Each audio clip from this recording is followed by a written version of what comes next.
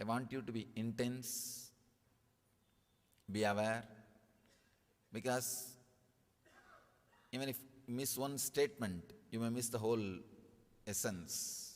You may miss the experience, what I call Kalpataru. So all I request is be intense, be aware, completely involved, going on giving arguments, logic. This is nothing but intellectual torture. I am straight away sharing the experiences and techniques and experience it. Experience doesn't need intellectually to experience the truth. You don't need to be intellectually tortured. But we are not convinced. We don't want to settle down. We don't want to relax. We don't want to connect. Then nothing else can be done. I have to go on using all kinds of words. I'll straight away present simple truths.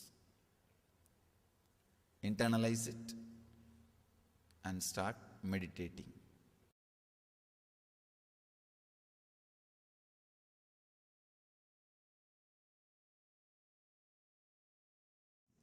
Let me introduce the word Kalpataru. In Sanskrit, the literal translation, literal meaning, the Kalpataru word is Sanskrit word. Literal meaning is fulfilling your wishes, the tree which fulfills your wishes. Kalpataru means, Kalpa means whatever you can visualize. Taru means the tree which fulfills it. Please understand.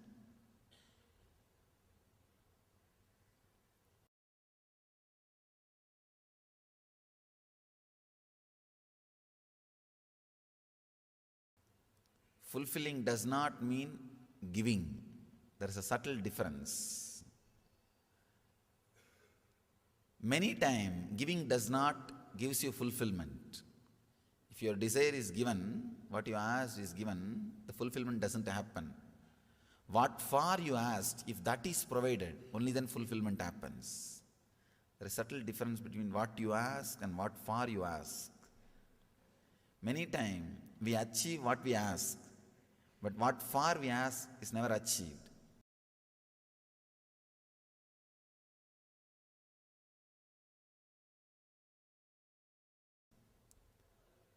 I have seen people going through the depression of success. They achieve what they want: house, car, bank balance, relationship. They achieve all that. But what for they want to achieve, that they are not able to achieve. Whenever you wish for something, you always have a feeling, if I achieve this, I'll be settled. If I achieve this, I'll be settled. But after achieving that object, suddenly you realize you are not settled. You are not fulfilled. That's what I call depression of success. I've seen so many people, before achieving something, they think if I achieve that, I'll be completely fulfilled and settled. But after achieving, they are in opposite mood, completely opposite mood. You can see from your young age. The moment you start feeling the individual identity, you have some deep emptiness. From that moment, we feel a deep emptiness. First we think, if I am educated and I'll be settled in the life, that emptiness will disappear. After education, we think, no, if I am employed and if I am standing on my own, that emptiness will disappear. After that, we think, no, if I am married and have love in my life, that emptiness will disappear. After marriage, if I have kids and a family, the emptiness will disappear. After that, no, if I have a house and car, emptiness will disappear. After that, if a son stands on his own feet, emptiness will disappear. Then I think, if he gets married, I think I am settled. When he gets married, no. If I have my grandkids, I am settled. Till you settle down in the tomb, graveyard, we don't feel we are settled.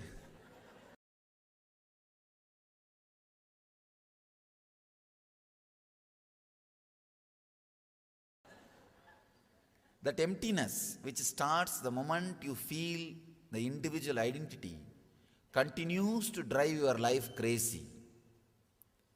It is continuously driving your life crazy. The big problem is, if whatever people tell, you believe and start doing it. If somebody says, with money that emptiness will disappear, you run behind money. If somebody says, no, with good relationships, that emptiness will disappear, you start running behind. If somebody says, no, if you have a position in the society and security, the emptiness will disappear. Big problem is, you are running behind the goals set by the people who themselves have not experienced the fulfillment. They themselves have not experienced the fulfillment, but they are setting the goal. You are running behind that goal. That is what we call Maya.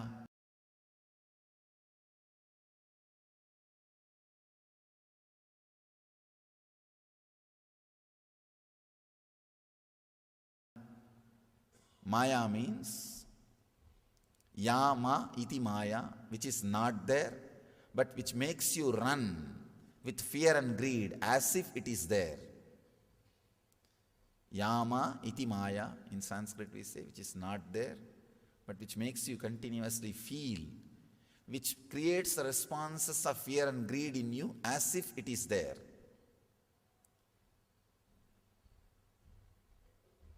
We are running behind the goals set by the people who have not experienced fulfillment by themselves.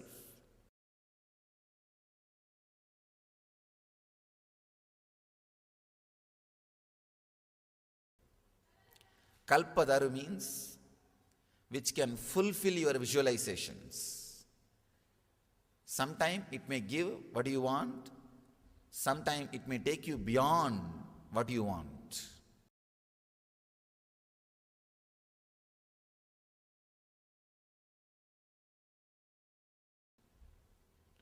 Fulfillment. In each one of us, that energy, the fulfillment is there. These are all, please understand, I am not repeating the same old things which you heard or read in books. When I am saying, I am responsible for it. But now, when I say, this fulfillment is inside you, I am responsible for my words. You can ask me. I am responsible for what I am talking. So please understand, I am not repeating from any book. I am not repeating from any theory. Whatever you listen from me, I am responsible for it. You can very clearly understand, I am responsible for what I am talking. The fulfillment is inside you. It is there. And we have experienced. Even now, rarely we experience. One big problem is, human beings when they walk, they leave their footprint. The birds don't leave their footprint. Same way, suffering leaves samskara, engram, memory in you. But fulfillment, which you experience in your life, rarely doesn't leave footprint, doesn't leave any memory inside you. That is why you don't remember the moments when you experienced fulfillment. But you can always recall the moments which you experienced suffering. The painful moments you can always recall and remember, recollect, cherish. That's what we are doing whole day. Whole day we are doing that only. Constantly we bring our past back. Actually, if you have any problem directly, any pain, suffering, we are very comfortable with the present moment. We think, oh, life is going as it should be. If nothing is there, if everything goes well, we feel empty and lonely. First thing, oh, if everything is going smooth today, tomorrow it is going to be a very bad day. That's our mind.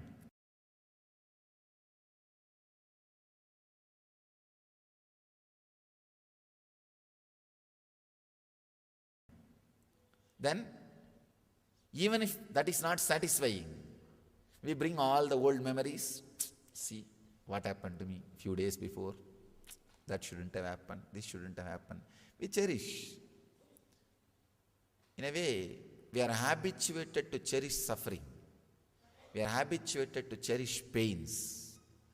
We are trained. We are enjoying. If they are not there, we are missing something. We feel lonely. They become our company. Fulfillment does not leave imprint, does not leave engram in us. It is a gap.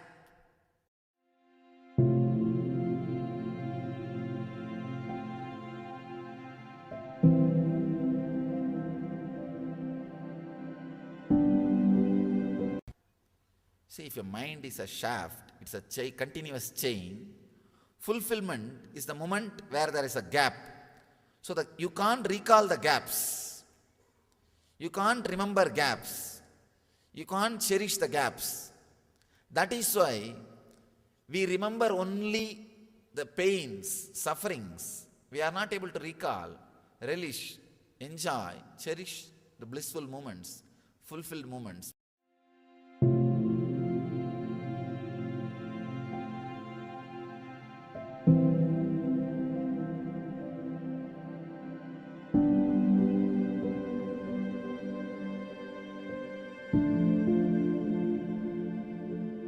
But please understand, if there is no fulfilled moments in your life, by now you would have committed suicide. There are moments where you are fulfilled, you are relaxed, you are settled. Only thing, your mind doesn't allow you to remember it, recall it. And another one big problem is, the fulfillment happens in you as an accident. You do not know the science of recreating it. You do not know the science of reproducing it. It happens as an accident. Sometime you are working for this, suddenly something else happens and you feel fulfilled. You don't know why it happened. You don't know the chemistry of fulfillment. All I am trying to share with you in this one day is chemistry of fulfillment, the science of fulfillment, where you can bring this moment of fulfillment again and again at your wish.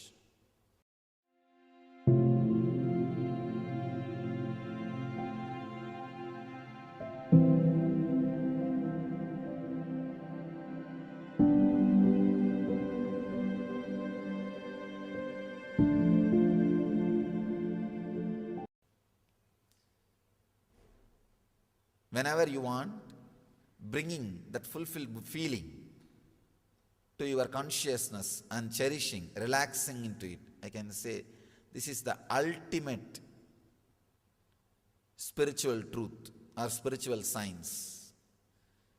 Bringing that fulfilled feeling again and again to your inner space and relaxing into it.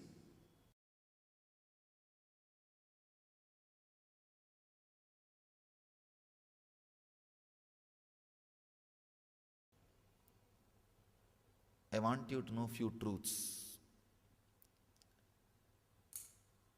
First thing, whatever you are seeking in your life, whether it is money, name and fame, or position, or power, or love, whatever it may be, you are traveling towards fulfillment. It's a fulfillment you are seeking. Beautifully, Chandogya Upanishad says, wife is not loved just because she's a wife. Husband is not respected just because he's husband. There is something more they are adding to your life. Because of that, they are respected. She adds love. He adds security. That's the reason they are respected and loved. If that love and respect, love and secure feeling, if that is not added, naturally you don't respect, you don't love that person, the relationship breaks. Money also. Money gives you more freedom, more choices. You can choose between sufferings. With poverty, you don't have choice. Your suffering is restricted. With money, you have more choice of sufferings. You can choose between many suffering. Anything you love, anything you want, expands you, gives you more freedom, gives you more choice, gives you more possibility. That is the reason you are behind it. So anything you ask, anything you want, directly, indirectly, it leads you to fulfillment. It leads you to fulfillment. That is the reason you are seeking it. You are working for it. First truth, whatever you may seek, you are behind fulfillment, directly or indirectly.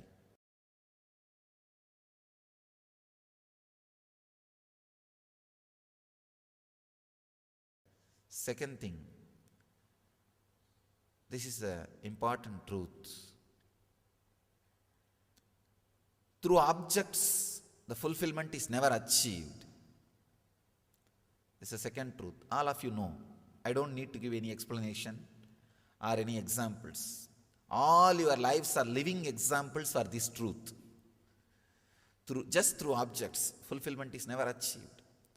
If just through objects fulfillment is achieved, then in the whole world at least few should have achieved. There are so many people who achieved the status through money. Whatever can be bought, they have. They can have. Either they have or they can have. Through money, whatever can be achieved, either they have or they can have. At least that kind of people should have achieved fulfillment. It's not there. Means, just through objects, fulfillment is not achieved. That is, you are a living example for that truth. Almost everyone is living example for that truth.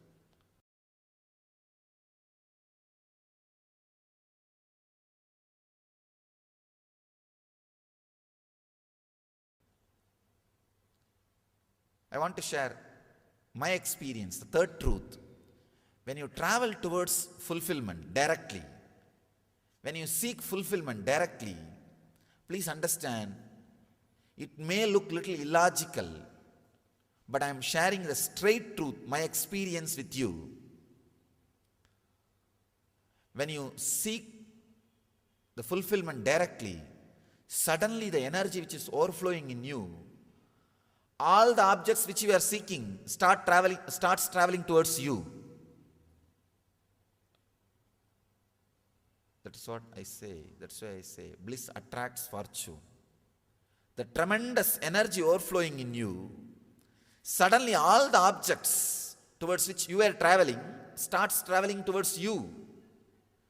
You start attracting different energy towards your life.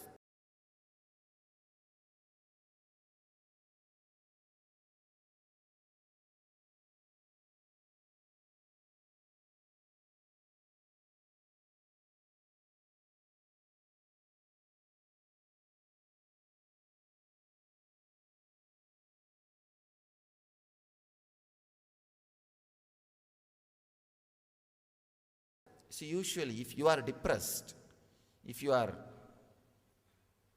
filled with sympathy, self-pity, suddenly you will see you will be attracting the people who are abusing you, who are disturbing you, disrespecting you. You will be attracting situations, everything very abusive, very disrespectful. You are carrying the blueprint of your life. Whatever blueprint you carry, you reproduce it, you expand it and express it in the outer world. If the blueprint changes, if you are different, if your quality of awareness differs, your whole life has to change. Please understand, if you are seeking, what you are seeking, there is a very subtle truth I want you to understand. If the object of your seeking is changed, if the object of your seeking is deepened, the seeker's quality is deepened. Please understand, it's a very subtle truth. What you are seeking in your life, if that has changed, the seeker's quality, your very consciousness changes. What you are seeking in your life directly plays a role in your consciousness.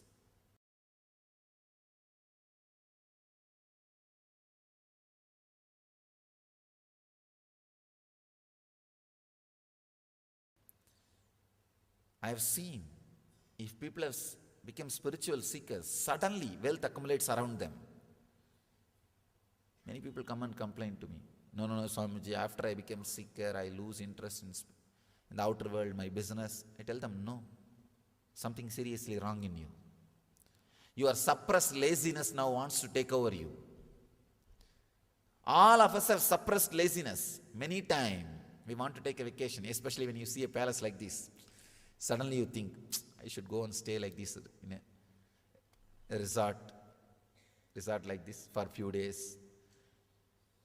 You have suppressed desire for vacation, that laziness, that takes over you. That you call it as spirituality or seeking. No. When a real seeking starts in you, when you are really clear about your seeking goal, suddenly you see your personality becomes deep. Anything you look, anything you see, anything you experience become deep. Please understand. I have seen in my experience, the seeking transforms the seeker. I am not even saying achieving. Achieving is secondary. Achieving is the ultimate luxury, the great joy, that is different. I am not even talking about achieving. I am talking about just seeking. Just simple seeking. Suddenly your whole personality becomes deep. A different depth is experienced by your personality. Actually, when you fall in love, suddenly you will see that you start sacrificing beyond the imagination or limits you conceived. Lover, beloved, is a person who awakens the sacrifice dimension which is inside you but which is not known to you. Who awakens that dimension is a beloved. Same way, master is a person who awakens the seeking dimensions which is inside you but which is not known to you. When the dimension is awakened, suddenly you see you are totally different. Your consciousness is different. You attract love, wealth, health, everything. And the cognitive shift happens in you. Just seeking completely changes your consciousness. When you start seeking, yoga and kshema happens to you. In Gita, Krishna says, yoga kshemam vahamyaham. That is what he means. When the energy travel, the direction of your energies travel, when it changes, yoga and kshema starts happening in you. Yoga means achieving all the objects which you are seeking. Kshema means staying with them, or those objects staying with you. Both starts happening inside you when the seeking happens. That is what Krishna means. Yoga kshemam vahamyaham sarvadharman parityajya mamyega saranam vraja aham tva sarvabhavepyo mokshayikshami masuchaha. He says in the 18th chapter. When you drop all the way of living and completely surrender and relax, you will see you are completely liberated. Ordinarily it looks too egoistic. How can a man who walked on the earth can liberate? Of course, now you won't feel hurt because he's not in the physical body. But if somebody who's in the physical body says, this is too much. Anyhow, another one sloka says, Ananyas chintayanto mamyechana pariyuvasate desham nityavayuktanam yogakshemam vahamyaham. Understand, when I repeat these two statements, I am responsible for it. I may be repeating, but I am responsible for both statements. When he says, Ananyas chintayanto mamyechana pariyuvasate desham nityavayuktanam yogakshemam vahamyaham, by relaxing from everything else, if you are centered on me, when he says Krishna on me, it's not just 6-foot form, seeking. A deep seeking of higher consciousness. When you turn towards higher consciousness, the seeking, Yoga kshemam vahamyaham. He says, your needs, fulfillment is taken care by me. Please understand, it's truth. I have seen this truth, not only in my life, thousands and thousands of my devotees and disciples' life who are seekers. When they turn towards seeking, the whole energy of the life becomes different. So these are the few truths I wanted you to remember. First thing, whatever you are seeking in your life, if you think wealth or love or relationship or anything you may seek, you are seeking fulfillment. Maybe indirectly, but you are seeking fulfillment. Second thing, through objects, fulfillment is not achieved. Third thing, when you seek the fulfillment directly, objects run behind you. World and the objects are just like the shadow. If you are running behind, you will never be able to catch it. If you are taking care of your responsibility, it will be there running behind you. So change the direction. You will see world is behind you. Just understand and internalize these few truths.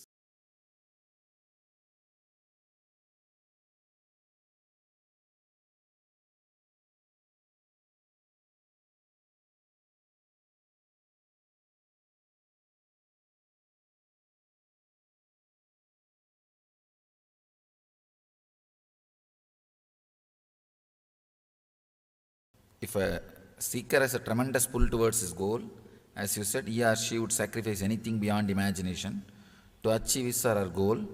But if there are obstacles, strong obstacles in his way, there is no such thing as strong obstacles. It is just the mind playing two games. You see, one time mind says this one, and other time mind says this one, and please be seated. People come and complain to me. Swamiji, in all spiritual organizations, so much politics is there. In your organization also politics is there. What to do? I tell them, to create politics you don't need two people. One person is enough. Morning you will be in one mood, evening you will be in another one mood. So politics between himself. See, what he does morning, evening will be contradicting. So to create politics you don't need two person. One person is enough. So anywhere single individual is there, politics will be there. So already moon politics started. Already in moon, politics has started. So understand, to do politics, you don't need two person. It's the internal politics. So even this question is related to that only. Morning your mind says something is important in your life, and evening your mind says something else is important. That is what you call obstacles. There is no such thing as obstacles. There is no such thing as obstacles. It is your priority. That's all. And your emotional strength to fulfill your priority, emotional readiness to live your priority. That's all is the. Otherwise, there is no obstacle. Obstacle word is just. There are so many words, meaningless, but commonly given meaning because of our hypocrisy. Same with the gap between the efficiency and victory, achievement. There is no gap. Because of our hypocrisy, we don't want to believe we don't have efficiency. We know we have not achieved the result, but we don't want to believe we are responsible for it. So we always say, no, for my efficiency, for my skills, I should have been somewhere. God has punished me. All these are usual statements we use to hide our inefficiency.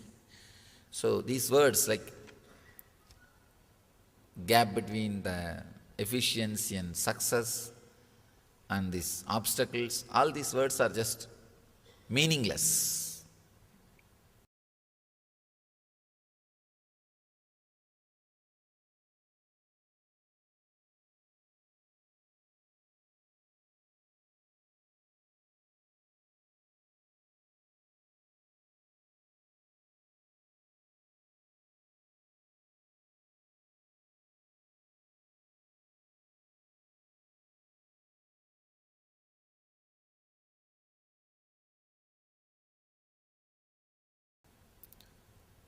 how to know what our soul is searching for.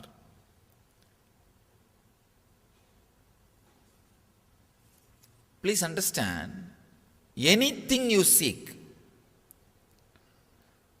maybe I can give this simple technique, you will really experience and find out what you are seeking for. For example, if you are working now to achieve some desire, why are you working? To achieve something, not just to get your food and stay. Most of you don't have to work just for food and stay. You are working active, still alive for something else.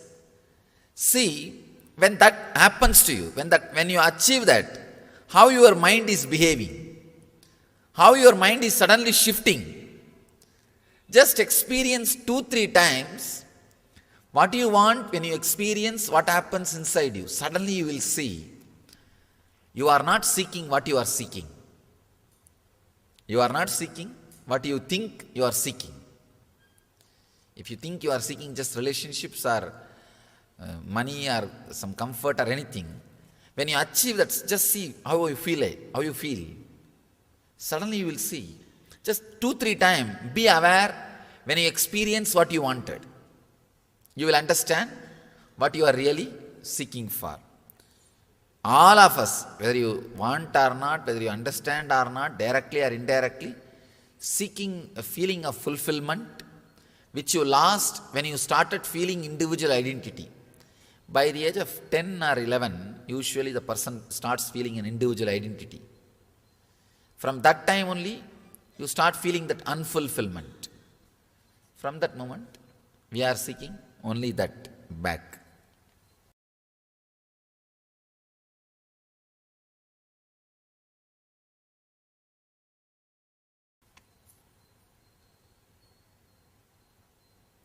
So many times I see the same kind of disturbing situations come in my life. Means you are carrying the blueprint of that. Straight away you are responsible. Nobody else is responsible. If it's an accident, even for accident we are only responsible. To tell you honestly, even for accident, we attract accidents. Please understand, I am not insensitive towards your suffering. I am not talking irresponsibly. I am talking responsibly. Even your accidents you are attracting. You may say, how can it be, Swamiji? I was driving in the right lane, that fellow came and dashed. How can you say that I am attracting? Please understand, there's no effect without cause. There can't be anything without your silent permission. In the inner space, all of us, see, whenever after a certain incident, the result is liked by you, you call it as miracle and you are responsible. If that aftermath is not as you feel comfortable or connected or happy, then you say it is accident and you are not responsible. That's a drama we play. It is just hypocrisy. Whether you like or not, understand or not, it's a very deep but truth. Even your accidents, we attract. We attract our accidents. I can quote many incidents. Even the one incident can quote. Many times you would have heard from this from me. Because I am seeing 70% are regular devotees. Only 30% I am seeing new faces. But at least for the 30%, I'll repeat this incident. This happened in USA. One 4 or 5-year-old child was brought to me for autism, to heal. Child was having autism, so they brought the kid to heal. He was born and brought up in Telugu family, settled in USA. They brought the child and they asked me, Swamiji, please heal the child. And he is suffering. He can't talk. And disturbed child. I put my hand on the head and started healing. The moment the energy started entering his system, he started speaking straight away in Tamil, not even in Telugu. They say, impossible, Swamiji. The whole family says, none of us know Tamil, neither our relatives or none of us know Tamil, and he is very clearly speaking. First of all, he can't speak. He is speaking in Tamil. He says, in singular he said, not even with respect, remove your hand. He told me in Tamil, Kaiye edra, in singular. I was shocked. I was really shocked. First thing, I was shocked because he was able to speak. Second thing, he is speaking a very clear, fluent Tamil and in singular. I was shocked. I thought maybe he is possessed some spirit or ghost. Even then, usually spirits don't stand in front of an enlightened energy. I was completely taken aback and I asked, who is speaking? May I know? That guy said, don't you understand? I am the owner of this body. Don't think I am ghost or some spirit. I am owner of this body. I am speaking. Remove your hand. First remove the hand and then we will talk. He was very strong. I said, why? Don't you understand? I am healing you. Why do you want me to remove the hand? He says, I don't want to be healed. I want to live like this. I was shocked. I asked, why? What made you to take this decision? He says, I am tired of living a responsible routine life. Taking bath, going to college, going to office, and I am tired of this responsible life. There is nothing. So I decided one life I will enjoy without any responsibility. I want others to take care of me. People to attend me. I was shocked. No, see, really, after the IT invention, IT civilization, that's what I have to use, that is the word I have to use. After this IT revolution only, the artistic child have become more. Because people are tired of working 24 hours. What will you do? Unnecessarily creating infrastructure without enjoying. No, I am not saying reduce GDP. No. I am saying learn how to live also. You will actually be more productive, more creative, and you will be enjoying also. I have seen these countries too much oriented towards working. Those countries are suffering tremendously with the depression and this kind of kids. Because souls are becoming tired of working. They say two lifetime we worked as a IT software professional, now let me become artistic child. No, really, I don't want to work anymore. These kids are taking this kind of decision. Anyhow, if you understand little deep mystic truths, you may understand what I am saying. But the incident itself is truth. Please understand. The incident I am reporting as it happened, without mixing anything, without adding or reducing. I may be giving my commentary, my interpretation, but incident itself happened as it is. Let me finish the incident. Then I asked him, all right, you wanted to rest and live an irresponsible life. Okay, but what about your parents? They are good people. They are suffering. Why did you take birth to them? They are very good people. He says, I took birth to this couple because they are very good people. They will take care of me. Somebody else may put me in some residential school or somewhere else. They may put me in some residential houses, homes, to be taken care. I know these people are good people. That's why I took birth in their family. Actually, usually, whatever you read intellectually, here as an intellectual truth, sometimes some incident will make that as a reality, experience. Some incident suddenly will make the truth as a click in your life. Something will click. You know, God, what that Swami said or what that book says is true. You will experience. Same way, I have read many places. You are authority of your life. You make decisions. All these things I have read. When you take birth, you choose your parents. All those things I have read in many Upanishads and books. To tell you honestly, I don't believe whatever I read. I may tell others to believe, but I don't believe. I don't believe. But when this happened, it was such a strong click for me. I know. Now I know. experientially. Now, whatever I am saying, you may not believe, but my experience, I have seen. When I remove the hand, again that fellow is dumb. He is not able to speak. Not only he is not speaking Tamil, he can't speak a single word. If I put the hand again on his head and ask any question, he answers. It's my experience. Shocking, mystical, but truth is very clear. When he speaks, very clearly he is uttering the words. Only thing he is uttering in a singular abusive language. Because he is very tired. Retired, he wants just retirement. Tired, want to retire, irritated, stressed, but doesn't know how to retire eternally. How to retire. So, instead of, for example, if I want to leave this space, I can just get up and walk. Instead, trying to commit suicide.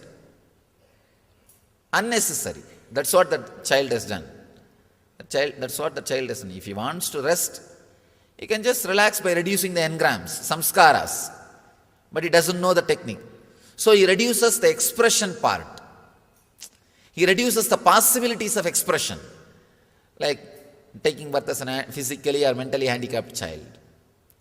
Please understand, if you are also piling up stress and unable to handle the life in a balanced way, there is every chance you will take this kind of decisions. So don't wait to meditate. Don't wait to get rid of the stress. Don't wait to get rid of the emotional pains. Don't wait to heal yourself. It is time. Now I am not threatening you. I am not threatening. I am just sharing my experience. Anyhow, this incident taught me a great truth. Even if it is an accident, we are responsible. Many times when people ask me, Swamiji, you say it's our karma, we are responsible. But how about kids having cancer? 5-6-year-old kids having cancer, having diseases. How can they be responsible? What sin they have committed? Now I know the answer. Now I know the answer.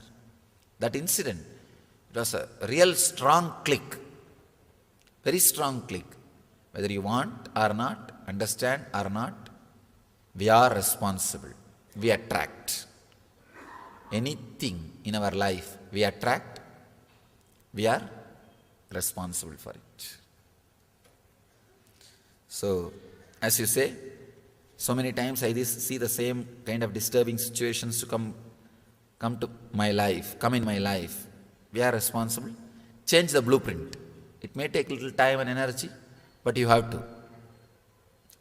It is just like if you become overweight, if you put on weight, you work for 6 months to reduce and bring it to balance. Same way, you accumulated too much of samskara, too much of engrams. So work for 6 months, take it as a project. That's all. But the problem is weight everybody can see, so you feel compelled to reduce. The engrams nobody can see, so you think, oh, I am okay, I am comfortable, it's okay. That's the only problem. But take it as a project. That's the only way.